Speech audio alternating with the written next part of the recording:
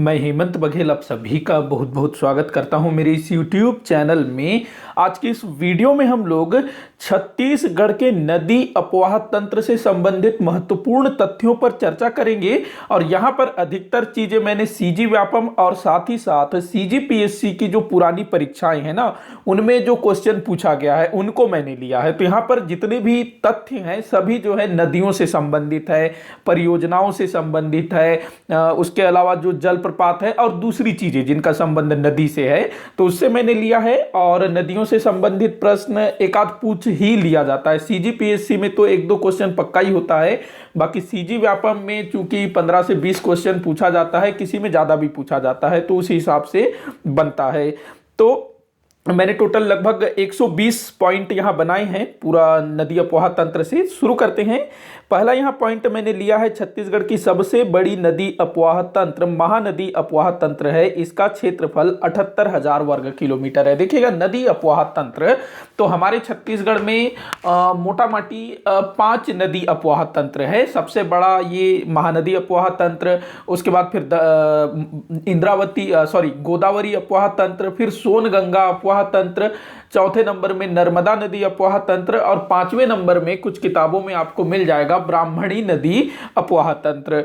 तो इस तरह से 5 नदी अपवाह तंत्र में हम विभाजित कर देते हैं। कई पुस्तकों में केवल आपको 4 देखने को मिलेगा, जो ब्राह्मणी है वो आपको नहीं मिलेगा, उतना इंपॉर्टेंट भी नहीं है, फिर भी ध्यान रखेंगे। तो सबसे बड़ी अपवाह तंत्र है महानदी अपवाह तंत्र। उसके बाद दूसरा पॉइंट है, छत्तीसगढ़ की दूसरी बड़ी अपवाह तंत्र गोदावरी नदी अपवाह तंत्र है। देखिएगा, जो गोदावरी नदी है जो महाराष्ट्र के नासिक से निकलती है और ये जो है बंगाल की खाड़ी में गिरती है गोदावरी नदी। तो गोदावरी नदी जो है हमारे छत्तीसगढ़ के दक्षिण से होकर के गुजरती है, मतलब हमारे छत्तीसगढ़ में प्रवेश नहीं करती है, लेकिन दक्षिण में जो महाराष्ट्र है, आंध्र प्रदेश है, तो उस तरफ से गुजरती है। तो हमारे छत्तीसगढ़ का जो दक्षिण भाग है, मतलब कि बस्तर संभाग, दंडकारण्य का पठार, तो वहां की जो नदियां हैं वो गोदावरी नदी में जाकर के मिलती है। तो इस तरह से उस तरफ वाला जो भाग है, दंडकारण्य वाला जो भाग है, वो गोदावरी नदी अपवाह तंत्र के अंतर्गत आता है और यह हमारे छत्तीसगढ़ में दूसरी बड़ी नदी अपवाह तंत्र है। तीसरा पॉइंट है, छत्तीसगढ़ का कुछ भाग सोनगंगा नदी अपवाह तंत्र के अंतर्गत भी आता है। देखिएगा, सोन नदी जो कि मध्य प्रदेश के अमरकंटक से निकलती है, अमरकंटक से ही नर्मदा नदी का भी उद्गम हुआ है और ये जो सोन नदी है ये आगे चल करके गंगा नदी में मिल जाती है। पटना के आसपास कोई स्थान है सोनपुर करके, वहां पर सोन नदी का संगम गंगा नदी से होता है, तो इसको बोला जाता है सोनगंगा अपवाह तंत्र। तो हमारे छत्तीसगढ़ का जो उत्तरी भाग है, पूर्वी बघेल खंड का पठार, पूरा का पूरा जो सरगुजा संभाग है, तो वहां की अधिकांश नदियां इसी सोनगंगा अपवाह तंत्र का हिस्सा है। चौथा पॉइंट बोल रहा है, छत्तीसगढ़ के पश्चिमी भाग में प्रवाहित होने वाली कुछ नदियां नर्मदा नदी अपवाह तंत्र का हिस्सा है। छत्तीसगढ़ के पश्चिमी भाग में अर्थात जो कवर्धा, राजनांदगांव की कुछ छोटी छोटी नदियां हैं जो कि कहाँ जाती है, नर्मदा नदी में मिलती है। कुछ नदी वेनगंगा में भी मिलती है। ये जो अपना क्या कहते हैं, राजनांदगांव जिले से कुछ नदी है जो कि वेनगंगा में मिल जाती है और वेनगंगा किसकी सहायक नदी है, तो गोदावरी नदी की सहायक नदी है। तो ये चीजें आप लोग ध्यान में रखिएगा। अगला पॉइंट दिया हुआ है, छत्तीसगढ़ में सबसे छोटी नदी अपवाह तंत्र नर्मदा नदी अपवाह तंत्र है। देखिएगा, सबसे बड़ी पूछा जाता है ऐसा, सबसे बड़ी महानदी अपवाह तंत्र, दूसरे नंबर पर गोदावरी अपवाह तंत्र, तीसरे नंबर पर सोनगंगा अपवाह तंत्र, चौथे नंबर पर नर्मदा नदी अपवाह तंत्र।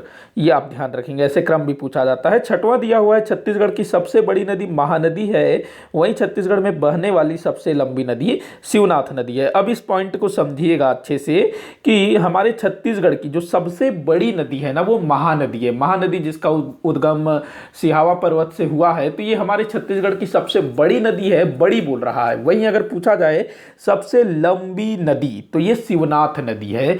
इसका हम लोग साइज अगर देखें तो जो शिवनाथ नदी है ना, इसकी लंबाई 290 किलोमीटर है। 290 किलोमीटर है शिवनाथ नदी की लंबाई। वहीं महानदी की लंबाई छत्तीसगढ़ में 286 किलोमीटर। वैसे तो महानदी की कुल लंबाई 858 किलोमीटर है। ये जो धमतरी के सिहावा पर्वत से निकलती है, फिर ये छत्तीसगढ़ में प्रवाहित होते हुए उड़ीसा में जाती है, फिर पूरे उड़ीसा में बहते हुए ये बंगाल की खाड़ी में गिर जाती है।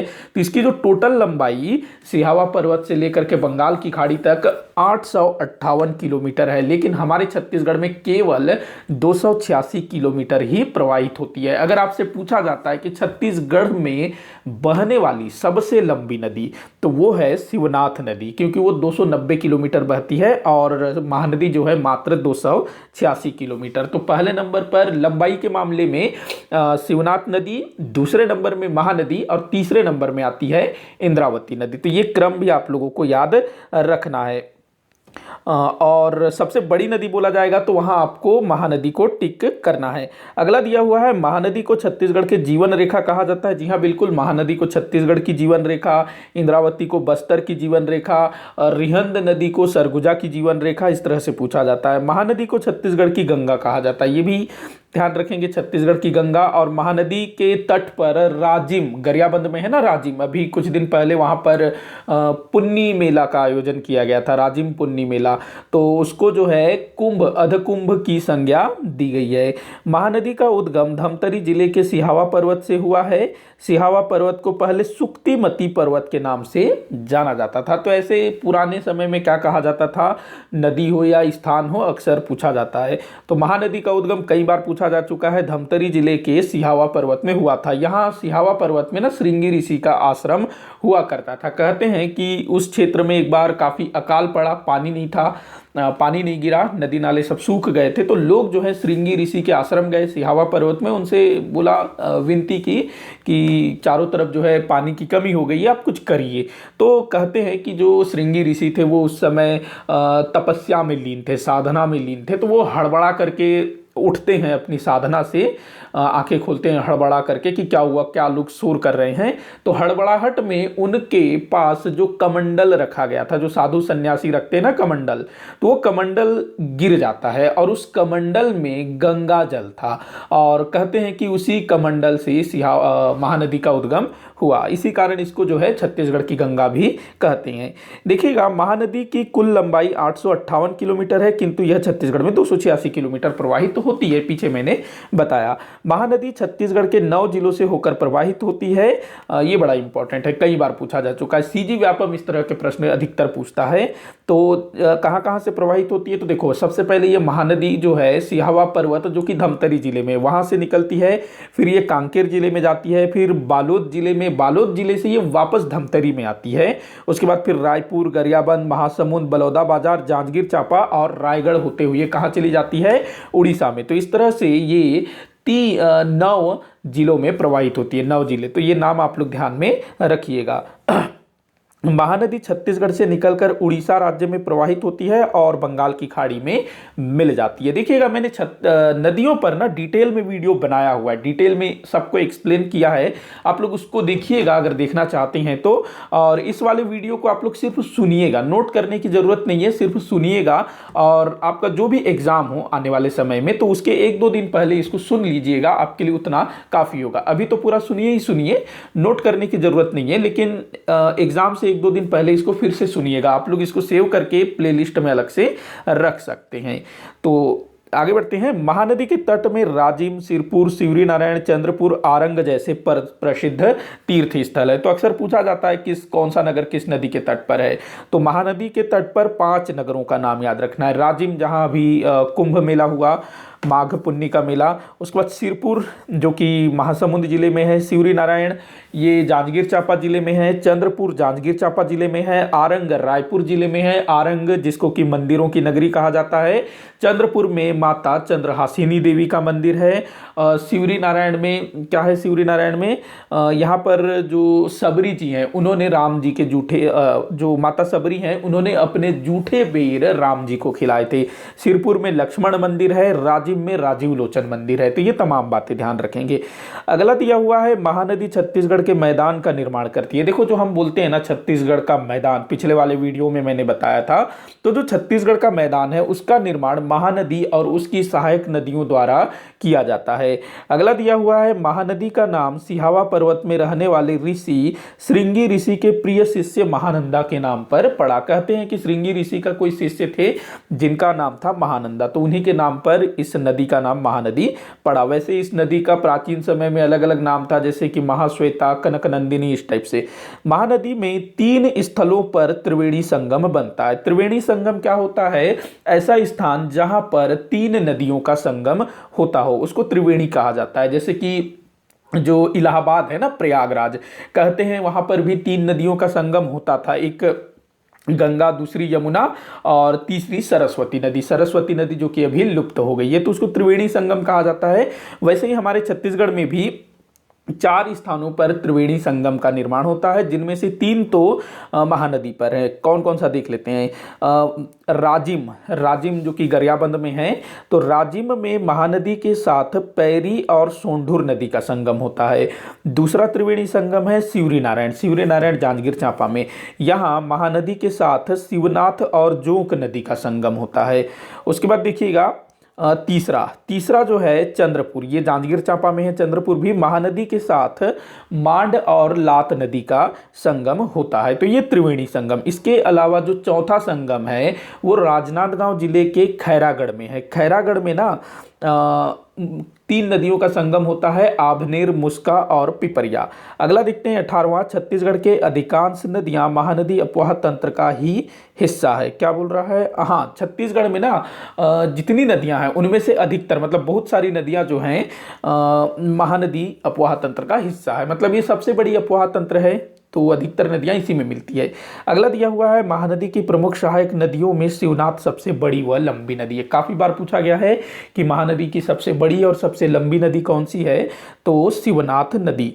अगला दिया हुआ है महानदी में दक्षिण की ओर से मिलने वाली सहायक नदियां इस प्रकार से है। तो देखिएगा महानदी की जो सहायक नदियां है ना, उसको उत्तर और दक्षिण के आधार पर पूछा जाता है कि कौन सी नदी दक्षिण से आकर के मिलती है, कौन सी नदी उत्तर से आकर के मिलती है। तो दक्षिण से आकर के मिलने वाली नदियां हैं दूध नदी, सिलियारी नदी, पैरी नदी, सोंढूर नदी, सूखा नदी, जोक नदी और लात नदी। अच्छा, ये तेल नदी भी याद रखेंगे जो कि गरियाबंद जिले में प्रवाहित होती है, ये पूछा गया है। छोटी सी नदी है, बहुत बड़ी नदी नहीं है, लेकिन गरियाबंद क्षेत्र से प्रवाहित होकर के ये जो है महानदी में मिलती है। उसके बाद देखिएगा उत्तर की ओर आकर मिलने वाली नदी, मतलब कि महानदी की वे नदियां जो कि उत्तर की तरफ से महानदी में मिलती है। तो कौन कौन सी है ये नदियां? सबसे पहले तो शिवनाथ नदी, दूसरे नंबर में हसदेव नदी, फिर है बोर्रई नदी, उसके बाद मांड नदी, फिर है केलो नदी, उसके बाद है ईब नदी। ये ना क्रम से भी है, मतलब इसी क्रम से ये लोग मिलते हैं। अगला दिया हुआ है महानदी में गंगरेल बांध स्थित है, जिसे रविशंकर जलाशय के नाम से भी जाना जाता है। देखो जो गंगरेल बांध है ना, इसका निर्माण 1979 में हुआ था। 1979 में इसका स्थापना हुआ था गंगरेल बांध। इसको रविशंकर जलाशय के नाम से भी जाना जाता है। काफी बार पूछा गया है। महानदी पर सस्पेंशन ब्रिज राजिम में बनाया गया है, कई बार पूछा गया है। सस्पेंशन ब्रिज छत्तीसगढ़ में महानदी पर राजिम में बनाया गया है। उसके बाद देखिएगा दूध नदी कांकेर के मलाज कुंडम पहाड़ी से निकलती है। दूध नदी जिसके तट पर कांकेर नगर बसा हुआ है, ये जो है मलाज कुंडम पहाड़ी से निकलती है और यहीं पर मलाज कुंडम जलप्रपात भी स्थित है। दूध नदी जो कि महानदी की दक्षिण की ओर से आकर के मिलने वाली सहायक नदी है। दूध नदी के तट पर कामकर नगर, ये कांकेर नगर लिखना था, खैर जाने दीजिए, कांकेर नगर ध्यान रखेंगे।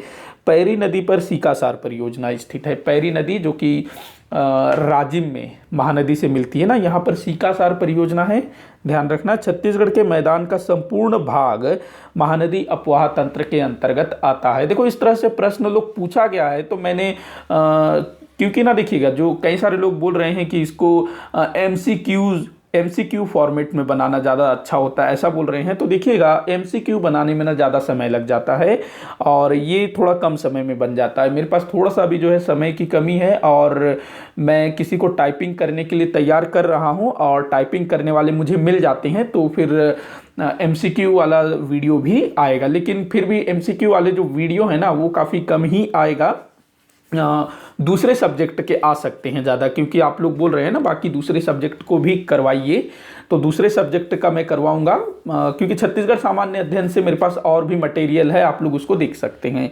आगे बढ़ते हैं। सूखा नदी की सहायक नदी कोडार नदी है। देखो, जो सूखा नदी है महानदी की सहायक नदी है, और सूखा नदी की सहायक नदी है कोडार नदी। सूखा नदी जो है महासमुंद से निकलती है, कोडार इसकी सहायक नदी है, और कोडार नदी में कोडार परियोजना है, काफी बार पूछा गया है। और इस कोडार परियोजना को शहीद वीर नारायण सिंह परियोजना के नाम से जाना जाता है, काफी बार पूछा गया है, चाहे CGPSC हो या CG व्यापम।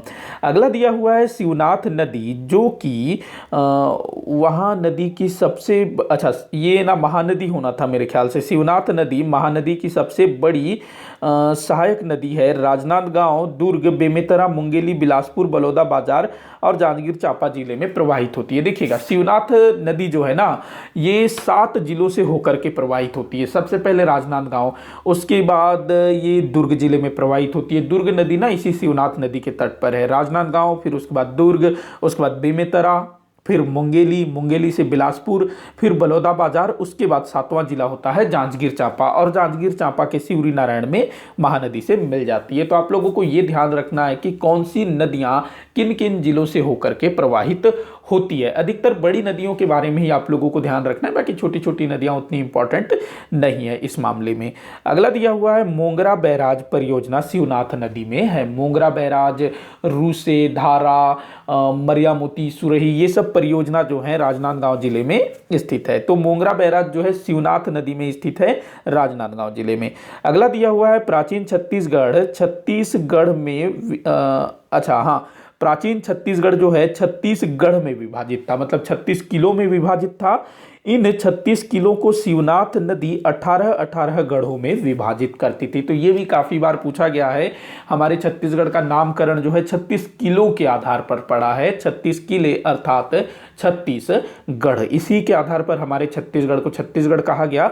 और ये जो छत्तीसगढ़ अथवा 36 किले हैं, ये 18 की संख्या में शिवनाथ नदी के उत्तर और शिवनाथ नदी के दक्षिण में स्थित थे। तो इन 36 गढ़ों का विभाजन शिवनाथ नदी करती थी 18 गढ़ों की संख्या में।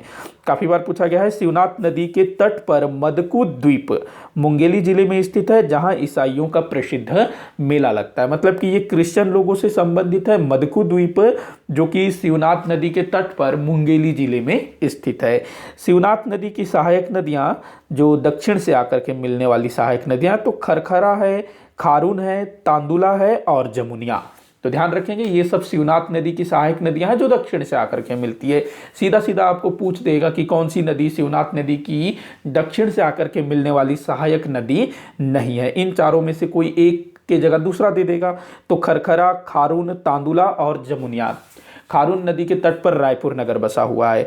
अगला दिया हुआ है शिवनाथ नदी में उत्तर से आकर मिलने वाली नदियां आभनेर, हाप, मनियारी, अरपा और लीलागर, ये सब जो है उत्तर से आकर के मिलती है। आभनेर नदी वही जो खैरागढ़ में मुस्का, पिपरिया और आभनेर, इन 3 नदियों का संगम मैंने बताया ना पीछे।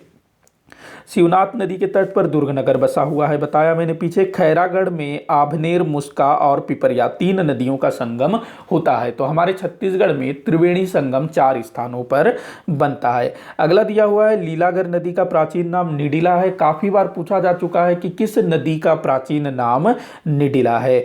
बिलासपुर नगर अरपा नदी के तट पर स्थित है, यह भी काफी बार पूछा गया है। CG व्यापम में ना इस टाइप के क्वेश्चन बहुत पूछे जाते हैं, तो ध्यान रखना। हसदेव नदी का उद्गम कोरिया जिले के सोनहट तहसील के कैमूर पहाड़ियों से हुआ है। हसदेव नदी, जहां मिनी माता परियोजना है ना हसदेव नदी में, तो हसदेव नदी का उद्गम कोरिया जिले से हुआ है। सबसे पहला ये चीज ध्यान रखेंगे, कोरिया जिले के सोनहट तहसील से हुआ है। और किस स्थान से, तो कैमूर पहाड़ियों से, क्योंकि कई बार ना जिला भी पूछ देता है, तहसील भी पूछ देता है और स्थान तो पूछता ही पूछता है। तो कैमूर पहाड़ियां जो कि देवगढ़ पहाड़ियों का हिस्सा है। हसदेव नदी जांजगीर और चांपा नगर को अलग करती है। देखिएगा, जांजगीर और चांपा ये अलग अलग नगर है। मैंने पिछले वाले वीडियो में, मतलब पिछले से पिछले वाले वीडियो में बताया था कि जांजगीर और चांपा दो अलग अलग नगर हैं, दो नाम वाला जिला मैंने बताया था ना। तो जांजगीर और चांपा इन दोनों के बीच से हसदेव नदी प्रवाहित होती है, स्पेशली ये चांपा के ज़्यादा निकट है, तो ध्यान रखना पूछा जाता है। उसके बाद देखिएगा हसदेव नदी पर कोरबा जिले में मिनी माता परियोजना स्थित है। तो देखिएगा मिनी माता, जिसको कि बांगो, एक गांव का नाम है बांगो, तो इसको जो है बांगो परियोजना भी बोला जाता है। तो मिनी माता परियोजना ये हमारे छत्तीसगढ़ की बहुउद्देशीय परियोजना है, एकमात्र बहुउद्देशीय परियोजना जो कि हसदेव नदी पर है। हसदेव नदी को ना हसदो नदी भी बोला जाता है। अगला दिया हुआ है हसदेव नदी घाटी कोयला खदानों के लिए प्रसिद्ध है। तो देखिएगा जो कोरबा है वो कोयला के लिए जाना जाता है। इसके अलावा जो मांड नदी है ना, मांड नदी जो कि चंद्रपुर में महानदी से मिलती है, मांड नदी, जोंक नदी, मांड और लात और महानदी, ये चंद्रपुर में इनका संगम होता है। तो जो मांड नदी है को उसके बाद ये जो हसदेव नदी है, इन नदी घाटियों में कोयला खदान काफ़ी प्रसिद्ध है। तो कभी भी आपसे पूछा जा सकता है कि कौन सी नदी घाटियाँ कोयला खदानों के लिए प्रसिद्ध है। एक तो हो गया हसदेव नदी घाटी, दूसरा मांड नदी घाटी। अगला दिया हुआ है हसदेव नदी पर अमृतधारा जलप्रपात स्थित है, कोरिया जिले में ये जलप्रपात स्थित है। जलप्रपात भी काफ़ी पूछा जाता है। तो अमृतधारा जलप्रपात हसदेव नदी में। अगला देखिएगा हसदेव नदी के तट पर कोरबा, ये चांपा है, चंपा नहीं है। हसदेव नदी के तट पर कोरबा, चांपा और पीथमपुर नगर बसे हुए हैं। हसदेव नदी के तट पर पीथमपुर, ये जांजगीर चांपा जिले में एक नगर है। उसके बाद देखिएगा मांड नदी का उद्गम सरगुजा के मैनपाट की पहाड़ियों से होता है। सरगुजा में है ना मैनपाट की पहाड़ियाँ, जहाँ पर तिब्बती शरणार्थियों को बसाया गया है। तो मांड नदी का उद्गम इसी मैनपाट की पहाड़ियों से हुआ है। मैनपाट मांड, ऐसे ध्यान रखना। महानदी सरगुजा, जसपुर, रायगढ़ और जांजगीर चांपा में प्रवाहित होते हुए महानदी में मिल जाती है। क्या बोल रहा है ये? चलिए अच्छा मैं समझ गया। यहाँ पर ये मिस्टेक हुआ है। देखिएगा महानदी सरगुजा, जसपुर, रायगढ़ और जांजगीर चांपा में प्रवाहित होते हुए मांड नदी होना था। जो मांड नदी है ना, मांड नदी जो कि मैनपाट से निकलती है, वो सरगुजा में प्रवाहित होती है, थोड़ा सा जसपुर में, उसके बाद रायगढ़ में, फिर जांजगीर चांपा में प्रवाहित होते हुए ये जो है महानदी में मिल जाती है। कहाँ पर? चंद्रपुर में। उसके बाद दिया है रायगढ़ जिले के लैलूंगा तहसील के लुढ़ेंग पहाड़ी से केलो नदी का उद्गम हुआ है। काफी बार पूछा गया है। रायगढ़ जिले के उत्तरी क्षेत्र में है लैलूंगा तहसील, यहाँ पर लुढ़ेंग पहाड़ियों से केलो नदी का उद्गम होता है। केलो नदी के तट पर रायगढ़ नगर बसा हुआ है। केलो नदी पर स्वर्गीय दिलीप सिंह जुदेव परियोजना स्थापित है। जितनी भी परियोजनाएं मैं बता रहा हूँ ध्यान रखेंगे। मैंने रविशंकर परियोजना बताया, शहीद वीर नारायण सिंह परियोजना बताया, मिनी माता परियोजना, और अब ये स्वर्गीय दिलीप सिंह जुदेव परियोजना, ये केलो नदी पर स्थित है। केलो नदी के तट पर ही रायगढ़ नगर बसा हुआ है। ईब नदी जो कि छत्तीसगढ़ के जसपुर जिले के पंडरापाट के खुर्जा पहाड़ी से निकलती है और छत्तीसगढ़ के बाहर उड़ीसा में संबलपुर क्षेत्र में महानदी से मिलती है। तो ये क्वेश्चन भी काफी बार पूछा गया है कि छत्तीसगढ़ की वह नदी कौन सी है जो निकलती तो छत्तीसगढ़ से है लेकिन महानदी में उसका संगम छत्तीसगढ़ के बाहर होता है। तो ये ईब नदी है जो कि जसपुर के पंडरापाट से निकलती है, खुर्जा पहाड़ी से। तो ये महानदी से मिलती है कहाँ पर? उड़ीसा के संबलपुर क्षेत्र में। बालोद में तांदुला नदी पर तांदुला जलाशय निर्मित है। कहाँ पर? बालोद जो कि दुर्ग के दक्षिण में है ना, तो यहाँ पर तांदुला नदी पर तांदुला जलाशय निर्मित है। और ये जो तांदुला जलाशय है लगभग 1920 के आसपास में ये बन के तैयार हुआ था। 1910 से शायद ये शुरू हुआ था सॉरी, तो काफी पुराना परियोजना है। धमतरी जिले में रुद्री पिकअप वियर 1915 में स्थापित हुआ। धमतरी जिला में है रुद्री पिकअप वियर, ध्यान रखना।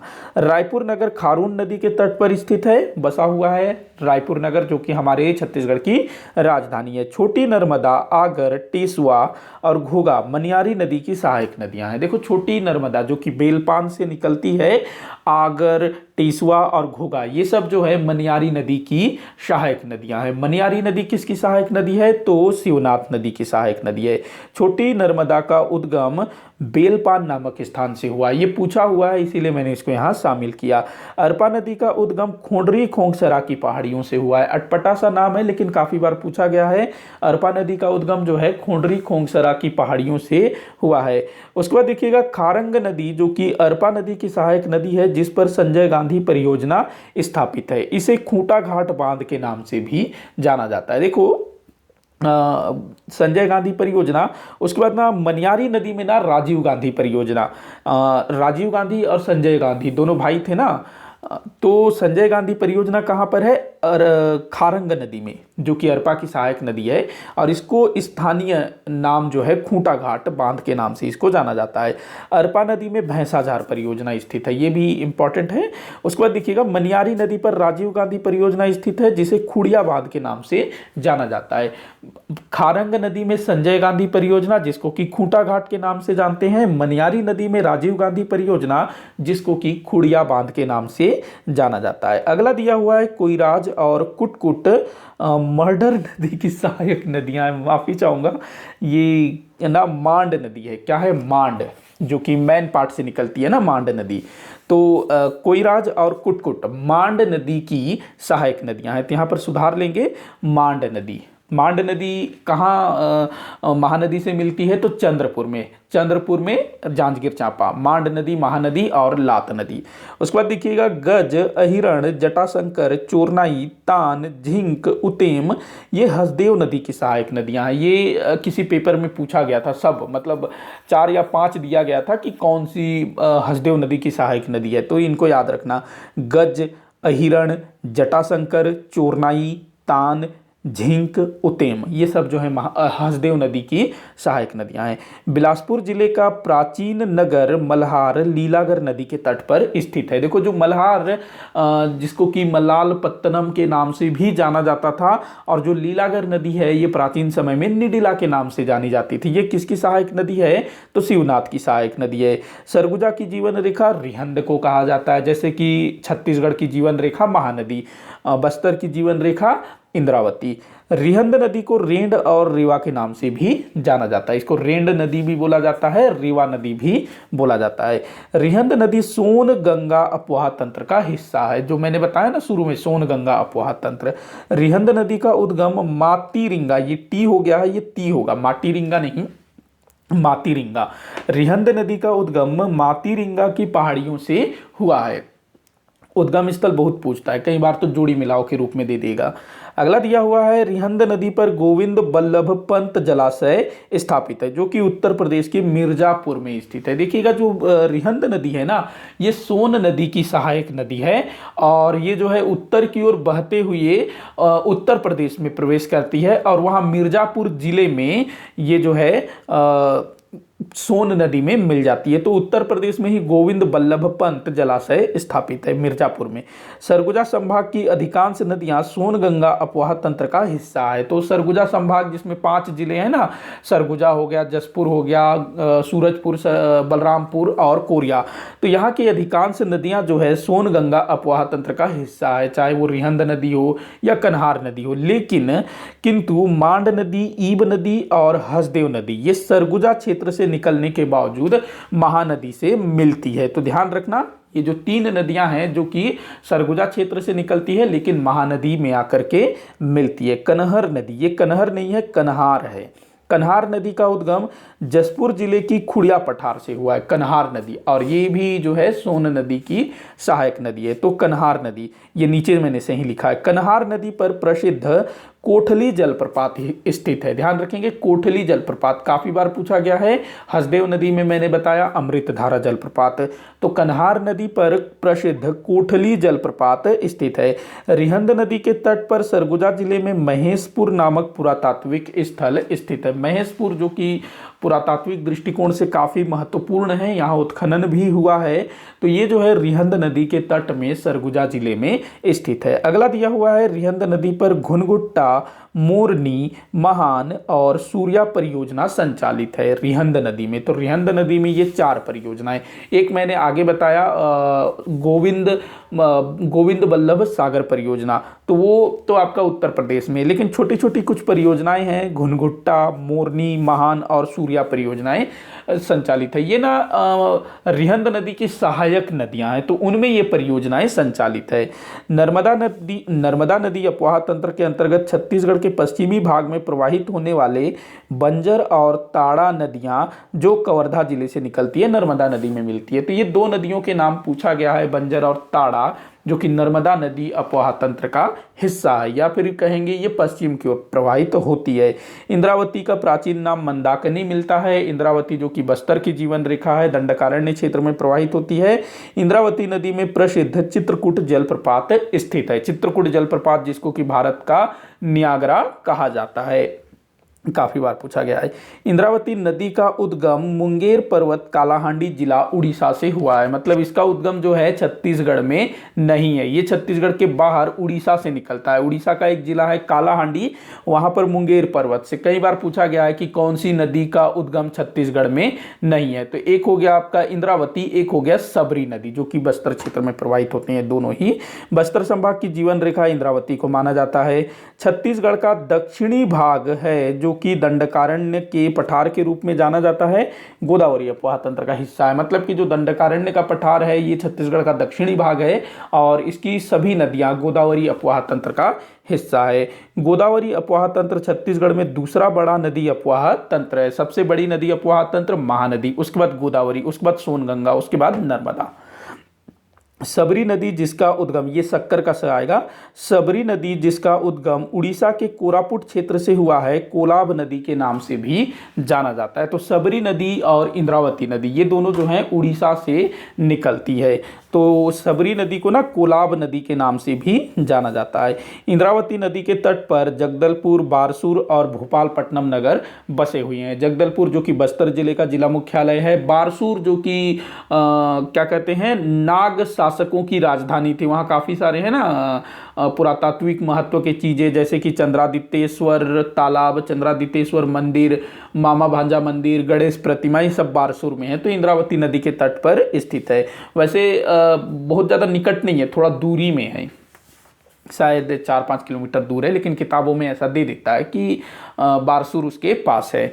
उसके बाद देखिएगा इंद्रावती नदी छत्तीसगढ़ की तीसरी सबसे लंबी नदी है। इसकी लंबाई 264 किलोमीटर है। सबसे लंबी नदी शिवनाथ नदी, कितनी, 290 किलोमीटर। उसके बाद महानदी 286 किलोमीटर और इंद्रावती 264 किलोमीटर। इंद्रावती नदी भद्रकाली नामक स्थान पर गोदावरी नदी से मिल जाती है। तो इसका गोदावरी से संगम भद्रकाली नामक स्थान पर होता है। अगला दिया हुआ है इंद्रावती नदी के प्रमुख सहायक नदियां हैं संखिनी, डंकिनी, चिंतावागु, तालपेरू, कोटरी, गुडरा, निबरा, बोर्डिंग, नारंगी। इनमें से जो संखिनी है, डंकिनी है, चिंतावागु, तालपेरू, ये सब दक्षिण से आकर के मिलती हैं। वहीं कोटरी हो गया, गुडरा हो गया, निबरा हो गया, बोर्डिंग, नारंगी, ये उत्तर की तरफ से। नारंगी नदी के तट पर कोंडागांव नगर बसा हुआ है। काफी बार पूछा गया है कि कोंडागांव नगर किस नदी के तट पर बसा हुआ है, तो नारंगी नदी के तट पर। सबरी नदी के तट पर कोंटा और सुकमा नगर बसा हुआ है। सबरी नदी जिसका उद्गम कोरापुट से होता है, कोरापुट उड़ीसा, तो ये गोदावरी नदी की सहायक नदी है सबरी नदी। तो इसके तट पर ना सुकमा और कोंटा नगर बसा हुआ है। संकिनी और डंकिनी नदियों के संगम पर दंतेवाड़ा नगर बसा हुआ है। ये भी काफी बार पूछा गया है। संकिनी डंकिनी के संगम में दंतेवाड़ा नगर। दंतेवाड़ा नगर दंतेश्वरी माता के मंदिर के लिए प्रसिद्ध है। तो दंतेश्वरी माता का मंदिर, जैसे कि मैंने चंद्रपुर बताया ना, चंद्रहासिनी माता का मंदिर। नारंगी नदी का उद्गम माकड़ी, ये मकड़ी नहीं है, माकड़ी है, माफी चाहूंगा, माकड़ी कांकेर में एक है ना माकड़ी ढाबा, अगर कोई रायपुर से जगदलपुर अगर आप लोग सफ़र किए होंगे तो आप लोगों को मालूम होगा कांकेर में माकड़ी ढाबा बड़ा फेमस है। तो माकड़ी तहसील भी है कोंडागांव जिले में। तो नारंगी नदी का उद्गम माकड़ी तहसील कोंडागांव जिले से हुआ है और नारंगी नदी नारायणपाल नामक गांव के निकट इंद्रावती से मिल जाती है। ये जो नारायणपाल गांव है ये बस्तर जिला में है, चित्रकूट के आसपास। अगला दिया हुआ है डंकिनी नदी का उद्गम डांगरी डोंगरी नामक स्थान से हुआ है। दंतेवाड़ा जिले में प्रवाहित होती है डंकिनी नदी, डांगरी डोंगरी नामक स्थान से निकलती है। यहाँ पर अम की बिंदु लग जाएगा डांगरी में। अगला दिया हुआ है संखिनी नदी का उद्गम बैलाडिला की पहाड़ियों से नंदीराज है, राजा नहीं है, नंदीराज चोटी से हुआ है। नंदीराज चोटी जिसके विषय में मैंने बताया था कि 1210 मीटर हाइट है उसकी। अगला दिया हुआ है कोटरी नदी का उद्गम राजनांदगांव जिले के मोहला तहसील से हुआ है। यह नदी राजनांदगांव जिले से कांकेर नारायणपुर होते हुए इंद्रावती नदी में मिल जाती है। देखिएगा जो राजनांदगांव है तो वहाँ का जो मोहला तहसील है ना वो दंडकारण्य पठार के अंतर्गत आता है और वहाँ से एक नदी निकलती है कोटरी नदी, जिसको कि परलकोट नदी भी बोला जाता है और ये इंद्रावती नदी की सबसे लंबी सहायक नदी है। तो ये भी ध्यान रखेंगे, इंद्रावती नदी की सबसे लंबी सहायक नदी जो कि कांकेर नारायणपुर में प्रवाहित होती है। अगला दिया हुआ है कोटरी नदी को परलकोट नदी के नाम से भी जाना जाता है। परलकोट क्षेत्र से होकर के प्रवाहित होती है ये नदी। परलकोट में 1825 में विद्रोह हुआ था, शहीद गेंद सिंह का विद्रोह, ध्यान रखेंगे। सबरी नदी उड़ीसा और छत्तीसगढ़ के मध्य सीमा रेखा बनाती है। शक्कर का स आ जाएगा सबरी नदी में। तो ये उड़ीसा के कोरापुट से निकलती है ना और ये उड़ीसा और छत्तीसगढ़ की सीमा रेखा बनाती है। प्रसिद्ध तीरथगढ़ जलप्रपात मुनगा बहार नदी में स्थित है। तीरथगढ़ जलप्रपात जो कि छत्तीसगढ़ का सबसे गहरा जलप्रपात माना जाता है, मतलब सबसे ऊंचा या सबसे गहरा। तो ये जो है कांगेर घाटी राष्ट्रीय उद्यान में स्थित है तीरथगढ़ जलप्रपात मुनगा बहार नदी में। मुनगा बहार नदी कांगेर नदी की सहायक नदी है। कांगेर नदी जो कि कांगेर घाटी राष्ट्रीय उद्यान के बीचों बीच प्रवाहित होती है, उसी के नाम से उस राष्ट्रीय उद्यान का नाम कांगेर घाटी राष्ट्रीय उद्यान रखा गया है। तो जो मुनगा बहार नदी है वो कांगेर नदी की सहायक नदी है और कांगेर नदी जो है सबरी नदी की सहायक नदी है। और सबरी नदी किसकी सहायक नदी है? तो गोदावरी नदी की सहायक नदी है। अगला है कांगेर नदी कांगेर घाटी राष्ट्रीय उद्यान के बीचों बीच प्रवाहित होती है, ठीक है। इंद्रावती नदी में 7 धारा जलप्रपात स्थित है जिसे मध्य प्रदेश के भेड़ाघाट जलप्रपात से भी अधिक सुंदर माना जाता है। तो देखो इंद्रावती नदी में तीरथगढ़ जलप्रपात, उसके अलावा 7 धारा जलप्रपात जो कि भेड़ाघाट मध्य प्रदेश में भेड़ाघाट जलप्रपात उससे भी काफ़ी सुंदर माना जाता है। महासमुंद जिले में 7 देवधारा जलप्रपात। देखो बस्तर क्षेत्र में इंद्रावती नदी में 7 धारा जलप्रपात और महासमुंद में 7 देवधारा जलप्रपात। तो कई बार कंफ्यूज करने के लिए इस तरह के क्वेश्चन पूछे जाते हैं। गोदना जलप्रपात गरियाबंद जिले में है। गोदना जलप्रपात, गोदना हमारे छत्तीसगढ़ में जनजातियों में वो टैटू के रूप में भी प्रयोग होता है ना, गोदना गुदवाते हैं, तो उस नाम का एक जलप्रपात भी है गोदना जलप्रपात। नारायणपुर जिले में चरेमरे जलप्रपात और खुरसेल जलप्रपात स्थित है। उसके बाद देखिएगा जाटलूर और कुकुर नदी नारायणपुर क्षेत्र में प्रवाहित होते हैं। जाटलूर और कुकुर नदी, जाटलूर नदी मगरमच्छ संरक्षण के लिए जाना जाता है। हमारे छत्तीसगढ़ में 3 स्थान, जाटलूर नदी, उसके बाद जांजगीर चांपा में कोटनी सोनार, उसके बाद बस्तर जिले में भैंसा दरहा। ये 3 स्थान हैं जो कि मगरमच्छ संरक्षण के लिए जाने जाते हैं और इन स्थानों में प्राकृतिक रूप से मगरमच्छों का संरक्षण किया जाता है। उसके बाद देखिएगा कांगेर नदी के भैंसा दरहा में मगरमच्छ का प्राकृतिक रूप से संरक्षण किया जाता है, अभी मैंने जो बताया। उसके बाद देखिएगा बलरामपुर जिले में कन्हार नदी पर कोठली जलप्रपात स्थित है। वहीं पवई जलप्रपात कन्हार नदी के सहायक नदी चनान नदी पर स्थित है। काफ़ी बार पूछा गया है पवई जलप्रपात के विषय में, तो ये बलरामपुर जिले में स्थित है और चनान नदी में। चनान नदी जो है कन्हार की सहायक नदी है। अगला दिया हुआ है कोरबा जिले में केंदई नदी पर केंदई जलप्रपात। केंदई नदी पर केंदई जलप्रपात, ये जो केंदई नदी है ना ये हसदेव नदी की सहायक नदी है। तो कुछ पुस्तकों में आपको ना केंदई जलप्रपात अपना जो हसदेव नदी है उसमें बताया जाएगा, मतलब कि हसदेव नदी में केंदई जलप्रपात है ऐसा बताया जाएगा, जबकि ये है केंदई नदी में। अगला दिया हुआ है जसपुर में रानीदाह जलप्रपात। जसपुर में 4-5 जलप्रपात है जो पूछा जाता है। एक है रानीदाह जलप्रपात, दूसरा है राजपुरी जलप्रपात, तीसरा है दमेरा जलप्रपात, चौथा है खुड़िया रानी जलप्रपात। ये जो रानीदाह जलप्रपात है ना, पहला वाला, ऐसा कहा जाता है कि इस जलप्रपात में किसी राजकन्या ने, मतलब कहीं की रानी ने उसमें कूद करके आत्महत्या की थी, उसी कारण उस जलप्रपात को रानीदाह जलप्रपात कहा जाता है। सुकमा जिले में रानी दरहा जलप्रपात सबरी नदी पर स्थित है। तो देखो, जसपुर जिले में रानीदाह जलप्रपात, तो सुकमा जिले में रानी दरहा जलप्रपात। ध्यान रखेंगे, थोड़ा सा मिलता जुलता नाम है, कंफ्यूज करने के लिए पूछ लिया जाता है। अगला दिया हुआ है बस्तर जिला में चित्रकूट जलप्रपात, तीरथगढ़ जलप्रपात, कांगेर धारा जलप्रपात, चित्रधारा जलप्रपात, मड़वा जलप्रपात, तामड़ा घूमर जलप्रपात, महादेव घूमर जलप्रपात। ये सब कहाँ पर है? बस्तर जिले में। देखो, जो हमारे छत्तीसगढ़ के ना उत्तर और दक्षिण क्षेत्र में बहुत ज़्यादा जलप्रपात हैं, उसमें भी जो दक्षिणी भाग है ना, दंडकारण्य का पठार अथवा बस्तर संभाग, वहाँ सबसे ज़्यादा जलप्रपात स्थित है। अगला दिया हुआ है शंख नदी जसपुर जिले में प्रवाहित होती है। ऐसी छोटी छोटी नदियां भी ना पूछ लेता है कि कौन सी नदी कहाँ प्रवाहित होती है। गंगरेल बांध परियोजना की स्थापना 1979 में हुई थी, मैंने पीछे बताया ना। तो यह परियोजना महानदी पर स्थित है, गंगरेल बांध परियोजना, जिसको कि रविशंकर जलाशय भी बोला जाता है। अगला दिया हुआ है छत्तीसगढ़ का सबसे लंबा बांध गंगरेल बांध है, जिसकी लंबाई 1365 मीटर है। सबसे लंबा गंगरेल बांध, यही रविशंकर जलाशय। छत्तीसगढ़ का सबसे ऊंचा बांध हसदेव बांगो मिनी माता परियोजना है। अगर सबसे ऊंचा पूछा जाता है तो मिनी माता, सबसे लंबा पूछा जाता है तो गंगरेल बांध।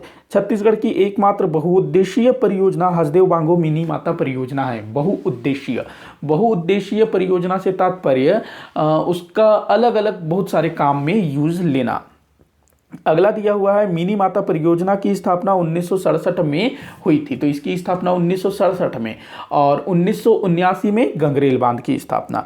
हसदेव बांगो मिनी माता परियोजना में 120 मेगावाट जल विद्युत परियोजना संचालित है। तो हमारे छत्तीसगढ़ में जल विद्युत भी उत्पादित किया जाता है, तो यहाँ पर मिनी माता परियोजना में 120 मेगावाट जल विद्युत उत्पादित किया जाता है। अगला है राजनांदगांव जिले में धारा, रूसे, मरियामोती, पिपरिया, सुरही, सूखा नाला आदि परियोजना संचालित है। ये सभी ना छोटी छोटी नदियां हैं जो कि महानदी की सहायक नदियां हैं, और ये पूछा जाता है, ध्यान रखेंगे। इंद्रावती नदी पर बोधघाट परियोजना प्रस्तावित है। काफी सालों से ये परियोजना जो है अटका हुआ है। अगला है महान नदी पर महान परियोजना सूरजपुर जिले में संचालित है। महान परियोजना महान नदी में, सूरजपुर जिला। अगला दिया हुआ है घुनघुट्टा परियोजना सरगुजा जिले में, गुणवत्ता नहीं है, घुनघुट्टा होना था। जो घुनघुट्टा परियोजना है सरगुजा जिले के घुनघुट्टा नामक नदी पर संचालित है। तो जिस नदी का जो नाम है उसी नाम पर परियोजना का नाम भी रख दिया जाता है, जो छोटी छोटी परियोजना होती है। आखिरी है झुमका परियोजना। देखो, झुमका जो कि कानों में पहना जाता है ना, तो उस नाम का एक परियोजना है झुमका परियोजना, जो कि कोरिया जिले में संबंधित है। मतलब जो झुमका परियोजना है वो कोरिया जिले से संबंधित है। तो इस तरह से जो अटपटे टाइप के नाम होते हैं ना, थोड़े से अलग, तो वैसी चीजें अक्सर पूछा जाता है। इसी के साथ आज का ये वीडियो यहीं पर समाप्त होता है। आप लोग मुझे कमेंट करके बताइएगा कि आपको टॉपिक कैसा लगा। किसी भी पॉइंट में आप लोगों को जरा भी डाउट लगता है तो मुझे जरूर बताइएगा, ताकि मैं उसको सॉल्व कर सकूं। अगर आप लोगों को कहीं ये लगता है कि मैंने कोई गलत जानकारी दी है तो इसको भी जरूर बताइएगा, ताकि मैं उसको सुधार सकूं। तो वीडियो जो है यहीं समाप्त होता है। आप लोग इसको अधिक से अधिक शेयर करिएगा, वीडियो अच्छा लगा हो तो लाइक करिएगा, और चैनल को सब्सक्राइब जरूर करिएगा, ताकि इसी तरह के वीडियोस आप लोगों को देखने को मिलता रहे। वीडियो को आखिर तक देखने के लिए बहुत बहुत धन्यवाद।